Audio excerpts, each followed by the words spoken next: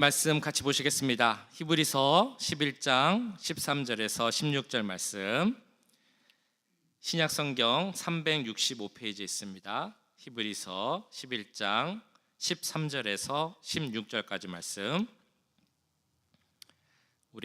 제가 먼저 13절 읽고 한 절씩 교독하신 후에 마지막 16절은 함께 읽도록 하겠습니다. 이 사람들은 다 믿음을 따라 죽었으며 약속을 받지 못하였으되 그것들을 멀리서 보고 환영하며 또 땅에서는 외국인과 나그네임을 증언하였으니 그들이 이같이 말하는 것은 자기들이 본향 찾는 자임을 나타냄이라. 그들이 나온 바 본향을 생각하였더라면 돌아갈 기회가 있었으려니와 그들이 이제는 더 나은 본향을 사모하니 곧 하늘에 있는 것이라. 이러므로 하나님이 그들의 하나님이라 일컬음 받으심을 부끄러워하지 아니하시고 그들을 위하여 한 성을 예비하셨느니라. 아멘. 자, 우리 순우리말 중에 끄트머리라는 단어가 있다고 합니다. 끄트머리. 사투리가 아니고 순우리말입니다. 무언가 끝에 있는 것을 끄트머리라고 하죠. 그런데 이게 두 가지 의미가 동시에 있는데, 하나는 끝이 되는 부분을 말하는 것이 끄트머리라는 단어이고, 동시에 이 단어에는 어떤 일의 실마리가 되는 것을 의미하는 것이 끄트머리라는 단어에 포함된 의미입니다. 자, 그러니까 이 단어는 어떤 끝을 우리가 생각할 때, 어떤 일이 끝났을 때는 그것이 단순히 마무리된다, 끝난다, 이런 의미만 있는 것이 아니라, 어떤 일이 끝나게 되면 거기서 무언가 또 새로운 일이 시작되는구나, 어떤 전환점이 있구나 라는 의미를 우리는 이미 다 알고 있다는 그런 의미도 될 것입니다. 모든 일에는 끄트머리가 있습니다. 한 해에도 끄트머리가 있고 우리 인생에도 끄트머리가 있습니다. 그러나 우리가 확신하고 있는 것은 매년 돌아오는 그 끄트머리에도 마찬가지고, 우리 인생, 우리 삶의 끝도 마찬가지로 그것이 그냥 끝나는 것은 아니다라는 것을 우리는 확신할 수 있다는 것입니다. 오늘은 2025년의 끝날, 끄트머리에 선 날입니다. 그러나 이것은 단순히 올 한 해가 끝나는 날로만 있는 날이 아니라 새로운 시작, 새로운 전환점을 시작하는 날이 우리 가운데 될 수 있음을 믿습니다. 오늘 말씀을 듣고 기도하고 예배드릴 때 우리에게 오늘 이 날이, 지금 드리는 예배가 한 해의 끝을 생각하는 그런 날임과 동시에 새로운 삶, 믿음의 삶을 결단할 수 있는 그런 날이 될 수 있기를 간절히 축복합니다. 자, 그런데 혹시 이런 생각을 해보셨습니까? 왜 우리 삶, 시계는 그렇게 매년 반복되는 그 시작과 끝이 있을까? 매년 1월에서 시작을 해서 12월에 끝납니다.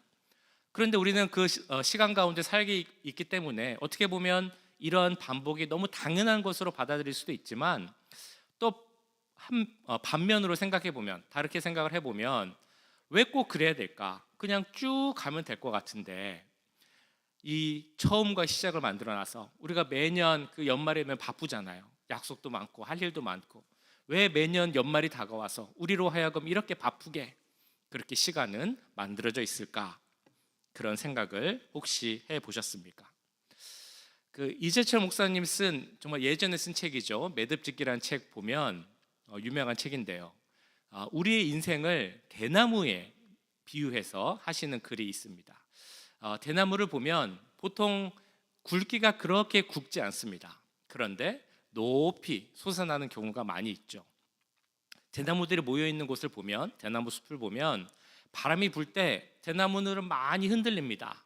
바람에 따라서 막 휘청거리죠. 그렇지만 그렇다고 해서 대나무가 넘어지거나 꺾이거나 부러지는 경우는 거의 없다는 겁니다. 왜 그렇게 대나무가 끈질기게 바람 속에서 흔들려도 넘어지지 않는 이유, 끊어지지 않는 이유가 무엇인가라고 봤더니 그 이유는 그 사이사이에 매듭이 있었기 때문에, 그 매듭으로 인해서 대나무가 더 튼튼해지고 흔들릴지언정 꺾이거나 버려지지는 않는다라는 것입니다. 우리 삶이 더 강건해지려면 이런 매듭이 더 있으면 좋지 않을까라는 생각이 듭니다. 그런 매듭을 지을 수 있는 시간이 그러면 언제가 있을까요? 바로 이때, 매년 반복되는 여러 가지로 바쁘고 정신없지만 우리가 꼭 맞아야 하는 이 연말에, 그리고 새로운 시장을 맞이하는 이때에 올 한 해를 되돌아보고 잘못된 것은 버리고 우리가 더 강화시키고 믿음 가운데서 할 것들을 더 챙기면서 새해 가운데 믿음 가운데 결단하기로 서면 우리 가운데 강건한 믿음이, 그 믿음의 매듭이 지어지고 그로 인해서 우리의 믿음과 삶은 더 튼튼한 대나무와 같은 그런 믿음의 삶을 살 수 있다는 것입니다. 이 송년의 시간, 오늘 송년 예배를 드리는데 이때를 어떻게 보내야 하겠습니까? 그냥 세상 사람들이 하는 것처럼 많은 약속 중에서 많은 식사하고 바쁘게 지내는 것도 좋지만 그냥 그렇게만 보내선 되는 것이 아니라 내 인생을, 내 삶을 돌아보고 매듭을 짓는 시간을 갖는 것이 중요하다라는 것입니다. 그러면 우리는 오늘 말씀을 통해서 어떤 매듭을 오늘 우리가 지어볼 수 있을까 한번 생각해 보기 원합니다. 오늘 말씀은 우리에 대해서 이렇게 말씀을 합니다. 우리의 삶은 나그네와 같다. 우리는 우리의 삶이 나그네와 같다는 것을 깨달아야 한다라고 말씀합니다. 13절에 이렇게 나오죠. 이 사람들은 다 믿음을 따라 죽었으며 약속을 받지 못하였으되 그것들을 멀리서 보고 환영하며 또 땅에서는 외국인과 나그네임을 증언하였으니. 우리의 삶이 나그네와 같다라는 표현은 사실 많이 하는 표현입니다. 꼭 어떤 가수의 이름을 말하지 않아도 인생이 나그네길과 같다라고 하면 생각나는 어떤 그런 가락이 있습니다. 멜로디가 있죠. 특히 우리 같은 이 외국 땅, 미국 땅에서 살고 있는 이민자들이라면 나그네의 삶이 어떤 삶인가 충분히 공감하고 있으실 겁니다. 어느 정도 좀 안정이 된 것 같고 자리를 잡은 것 같지만 무슨 일이 언제 생길지 모르는 게 우리 이민자, 나그네의 삶입니다. 그래서 우리의 삶의 터전이 어떻게 흔들리게 될지, 우리 삶에 어떤 어려움이 다가올지 예측 못하는 삶이 바로 나그네, 이민자의 삶이죠. 무슨 일이 일어날지, 어디로 가야 할지, 어떤 일을 해야 될지 모르는 상황이 언제든지 생길 수 있다라는 것이 바로 우리들의 처한 형편이라는 것입니다. 그런데 오늘 말씀을 잘 보시면 우리의 삶이 나그네와 같다, 참 힘들다, 이런 푸념을 하기 위해서 우리의 삶을 나그네에 비유하는 것이 아니라는 것을 우리는 알아야 됩니다. 오히려 오늘 말씀에서는 이렇게 얘기를 합니다. 당신들의 삶이 나그네라고 증언하십시오. 이것이 오늘 말씀의 주제입니다. 우리의 삶은 나그네입니다 라고 우리는 증거해야 된다라고 말하고 있는 것입니다. 왜 우리의 삶이 나그네다라고 이야기해야 하는 것입니까? 우리가 예수님을 구주로 고백하는 순간 우리는 세상에 속한 자가 아닌 하나님께 속한 자가 됩니다. 하나님의 백성이 되고 하나님의 자녀가 되게 되는 것입니다. 그러니까 하나님 나라의 백성이 된다는 것은 내 진짜 나라는 여기가 아니라 하나님 나라가 된다는 것이죠. 내가 가야 할 진짜 고향, 본향은 여기가 아니라 저 하나님 나라라는 것입니다. 내 본향이 저 하나님 나라라면 내가 지금 있는 이곳은 어디가 되는 것입니까? 내 고향이 아닌 내가 떠돌아다니는 그런 곳이 될 수밖에 없습니다. 그렇기 때문에 만약에 내가 예수님을 구주로 고백하고 하나님 나라가 내 진짜 나라다라고 고백하는 그 믿음이 있다면 당신들은 지금은 나그네임을 고백해야 합니다라고 오늘 말씀에서는 증거하고 있는 것입니다. 그래서 이어지는 말씀에서는 그럼 당신들의 삶이 나그네의 삶이라면, 당신들의 본향이 저 하나님 나라라면 그러면 당신들은 이렇게 살아야 합니다라고 이어지는 15절, 16절에서 말씀을 합니다. 우리 같이 한번 읽어보실까요? 15절, 16절 아까 읽었습니다만 한번 더 읽어보겠습니다. 시작. 그들이 나온 바 본향을 생각하였더라면 돌아갈 기회가 있었으려니와 그들이 이제는 더 나은 본향을 사모하니 곧 하늘에 있는 것이라. 이러므로 하나님이 그들의 하나님이라 일컬음 받으심을 부끄러워하지 아니하시고 그들을 위하여 한 성을 예비하셨느니라. 아멘. 우리의 삶이 나그네된 삶이라면 그 삶은 어떻게 해야 되느냐? 여기에 있는 가짜 본향을 쫓고 찾는 그런 삶이 아니라 새 본향, 진짜 본향을 찾는 삶을 살아야 한다라고 15절 16절에서 말씀합니다. 그래서 15절 16절을 보시면 같은 단어 본향이라는 것이 나오는데 사실은 그 의미가 조금 다릅니다. 15절에 나오는 본향은 우리 육신적 의미에서의 본향, 그러니까 우리 실제 고향 혹은 뭐 내가 지나온 길들, 과거에 있었던 내가 추구했던 그런 모습들, 이런 것들을 말하는 것이 15절에서의 본향입니다. 쉽게 육신의 본향, 과거적 본향이라고 이야기할 수 있습니다. 근데 그에 비해서 16절에 나오는 본향은 진짜 본향, 저 하늘에 있는 본향, 그리고 미래적 우리가 가야 할 본향을 말하는 것이 바로 16절에 나오는 그런 본향입니다. 믿음으로 서 있는 자들, 예수님을 우리 주님으로 고백한 자들이라면 그들은 저 하나님 나라가 내 진정한 본향이다라고 말합니다. 그런 사람들은 내가 나그네다라고 말한다고 말씀드렸죠. 그런데 그런 고백을 하지 않는 사람들, 본향이 어디인지 모르고 이 땅이 내 본향입니다라고 말하는 사람들, 그런 사람들의 특징이 뭐냐면 내 과거의 본향, 육신적 본향에 집착하고 그것을 잊지 못한다라는 그런 특징이 있습니다. 대표적 예가 바로 출애굽을 했던 이스라엘 백성들에게서 볼 수 있습니다. 하나님께서 애굽에서 고난당하는 그 이스라엘 백성들이 너무 불쌍해서 그들을 애굽에서 탈출시켜 주셨습니다. 그래서 그들이 애굽에서 나와서 하나님께서 약속하신 젖과 꿀이 흐르는 가나안 땅으로 가게 되었습니다. 그런데 그들은 하나님이 약속하신 땅이 저 앞에 있음에도 불구하고 그것을 보지 못했습니다.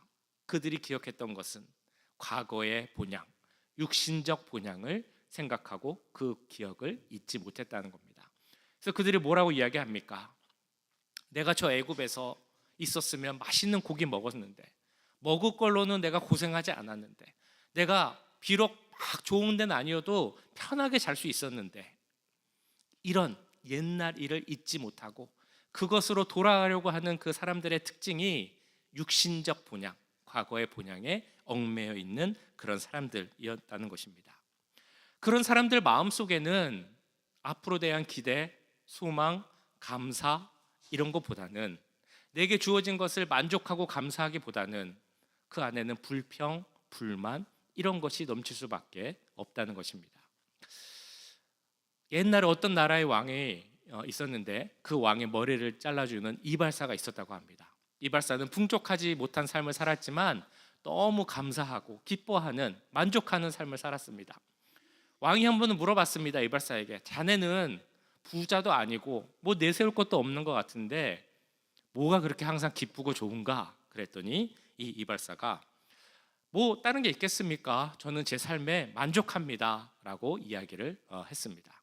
왕이 신하에게 물어봤다고 합니다. 저 이발사는 어떻게 저렇게 맨날 기뻐하고 만족할 수 있지? 그랬더니 한 신하가 이런 제안을 했습니다. 저 이발사가 진짜 그 시험을 안 당해봐서 그렇습니다. 한번 이렇게 해보세요. 금화 99냥을 주면 아마 저 이발사의 모습이 달라질 겁니다. 99의 유혹에 빠질 겁니다 라는 제안을 했다고 합니다. 그래서 왕이 진짜로 금화 99냥을 그 이발사에게 선물로 줬습니다. 이발사가 이게 뭐지? 선물을 받고 집에 가서 선물을 열어봤는데 금화가 가득 있었습니다. 너무 기쁜 마음에 탁 하나씩 샜는데 금화가 몇 개가 있었죠? 99개가 있었습니다. 좀 이상했습니다. 100개면 100개고 90개면 90개지 99개는 뭐지? 하면서 몇 번을 확인해 봐도 99개, 100개에서 한 개가 모자란 게 있었습니다. 금화 99개면 얼마나 큰 겁니까?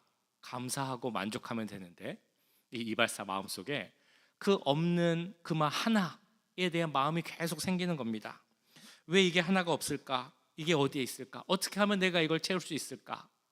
욕심이 생기고 또 인색해지고 행복한 마음이 사라지고 감사하는 마음도 사라졌다라는 것입니다.